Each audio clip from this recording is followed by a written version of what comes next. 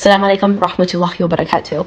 So the question being posed here could be answered with a lot of different responses. Hold on, my camera looks... What I'm going to focus on, though, is your question regarding the timelessness of the Quran, and you're using polygamy as an example. So the main question being posed here is, how is, for example, something like polygamy that was rampant and actually really problematic for a lot of people and women back then, still relevant today for those of us who, like, for example, live here in the Western world?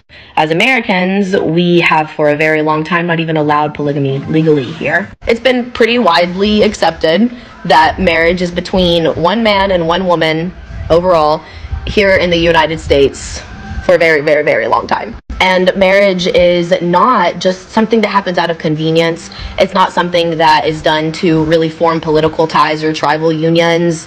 It's not done to save women anymore or uplift them. Typically, it's done out of intimacy and a genuine love and desire to want to be together the rest of your lives. So to us, the idea of marrying more than one person, majority of us, it's like, what?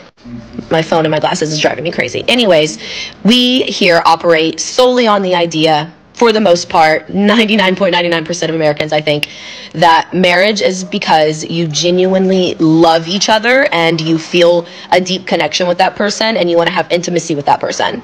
Now, true, we can backtrack to Islamic history, to the history of the Arab tribes of that day, and we can say that that was genuinely not the case.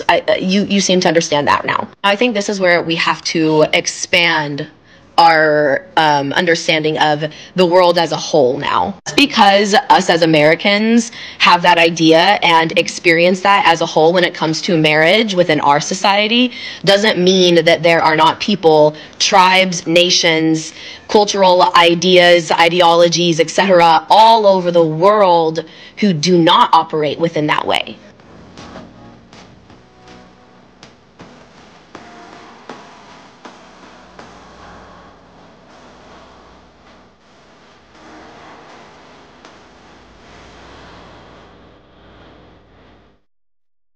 The Quran makes sure to make it clear to all men from all time periods, all cultures, anywhere, anytime, any place. Yes, if by chance that works for you, if the country, the place that you're in legally allows it, you can take up to 4 wives. I think it's important to note here that there are people, there are women, and there are men who do desire to be in this type of relationship. I am not one of them. I will murder someone, but they do exist. So Islam says, fine, if that is the case, do it.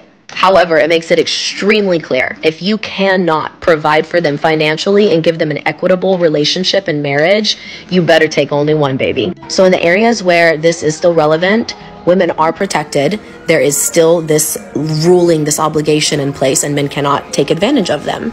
Alhamdulillah. But in places like the Western world, in America, this isn't something that we really worry about.